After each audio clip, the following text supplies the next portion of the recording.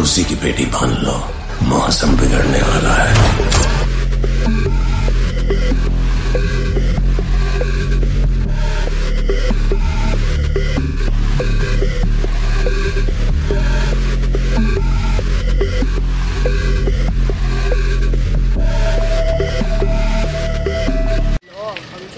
Hello.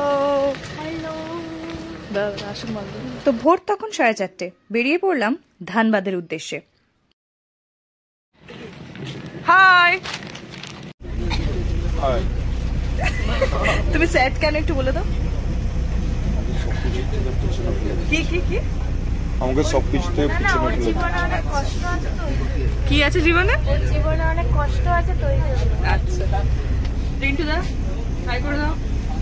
ওই তুই high কর, তুই ওর পিছনে ঢুকে গেছিস। Stay high on Kolkata. আমার জানোই তোমরা যে এক জায়গায় বেশি দিন পা টেকে না, তাই এই জার্নিটাও কিছুটা অ্যাডভেঞ্চারাস শুরু হলো। দেখো সেটা তো অনেক লেটে পৌঁছেছি, ট্রেন ছেড়ে দিয়েছিল, হাঁপাতে হাঁপাতে দৌড়াতে দৌড়াতে ট্রেন ধরেছি। দেখা যাক কি হয়। তো এবার বুঝলে তো কেন বললাম অ্যাডভেঞ্চারাস শুরু হয়েছিল ব্যাপারটা। জার্নিটা ছিল এরকম যে 6:15 ট্রেন, আমরা হাওড়া স্টেশনে পৌঁছচ্ছি 6:14 বা 15-তে। আমাদের একটুকুনি মিস হলেই ট্রেন আমাদের রেখে স্টেশনের থেকে ছেড়ে চলে যেত। তারপরে ওখানে নেবে, ধানবাদে নেবে আমরা চলে এলাম রিসোর্ট বুক করে। ভিএনআর নামক একটি রিসোর্ট ছিল, 1,500 টাকা পার নাইট। তো আমরা রুম নিই এবং অসাধারণ ভালো ছিল রুমগুলো, খুবই কোনো কমপ্লেন নেই রুম নিয়ে। দোলনাও ছিল, দোল খেতে খেতে একটু খাবার দাবার খেয়ে তারপরে আবার পুরো ভিলাটা ঘুরে দেখাচ্ছি তোমাদের, দেখে নাও।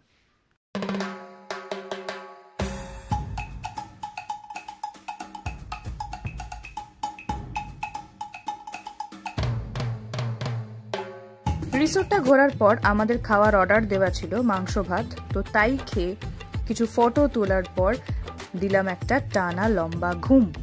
তো ঘুম থেকে উঠে হোটেলের এই রূপ দেখে অবাক। বিকেলবেলাও অসাধারণ রিসোর্টটা সাজানো ছিল, অসাধারণ লাগছিল, তোমরা শুধু দেখো একবার। তো বিকেলবেলায় দেখলাম যে আমাদের হোটেলে একটি বাচ্চাদের টিম, মানে বোধহয় কোনো স্কুল থেকে এসে মানে পিকনিক করানোর জন্য এনেছিল। তো সেসব হয়ে যাওয়ার পর আমরা বেরিয়ে পড়লাম সোজা আশেপাশের জায়গাগুলো দেখতে। হোটেল মালিককেও জিজ্ঞেস করছিলেন কী কী আছে, উনি বলছিলেন 5 মিনিটের মধ্যে একটা ভালো ঘোরার জায়গা পেয়ে যাবেন, মল টল আছে, ভালো স্পশ এরিয়া এবং ভালো পার্ক আছে, এসব আছে। তো দেখো কি হলো তারপরে। আমরা চা খেতে বেরিয়েছিলাম, চা খেতে বেরিয়ে আমরা প্রায় 8 কিলোমিটার ট্রাভেল করে তারপর আমরা চা খেতে এসেছি, তা আবার কোথায়, ঝাড়খণ্ডের মতো অচেনা জায়গায়। তো উই আর লাইক দিস। 150 টাকা টোটো ভাড়া দিয়ে এই পশ এরিয়ায় আমরা এসেছি। সেখানে মোমো খেলাম, চা খেলাম, চা খেয়ে প্রচুর গল্প করলাম, প্রচুর ছবি তুললাম ওখানে, কারণ সত্যি জায়গাটা ভালো ছিল, খুবই ভালো ছিল।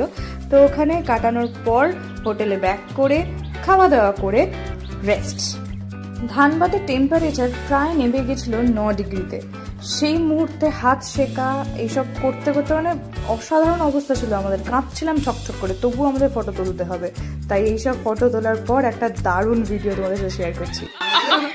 শাশুড়ি খাওয়াচ্ছেন, মাথায় কাপড়টা দিন শাশুড়ি মা। তোর টুপিটা তোল। শাশুড়ি কামাই খাচ্ছে জামা।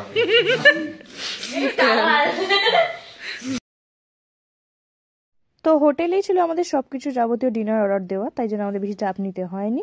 তো আমরা ডিনার রুটি ভাত যে যেরকম খেয়েছি, খাওয়ার পর চিপসও ছিল, কোল্ড ড্রিঙ্কসও ছিল, এই ঠান্ডার মধ্যে আমরা কোল্ড ড্রিঙ্কসও খেয়েছি। হ্যাঁ, তো এইসব খাওয়া দাওয়ার পর দারুণ কিছু পিকচার্স ক্লিক করে আমরা ওদিনের জার্নিটা শেষ করলাম। ফিরছি খুব শিগগিরই ধানবাদ পার্ট 2 নিয়ে। ততদিন তোমরা কিন্তু আমার চ্যানেল ভিডিও দেখতে ভুলো না। স্টে টিউনড আজকের ভিডিওর জন্য। টাটা।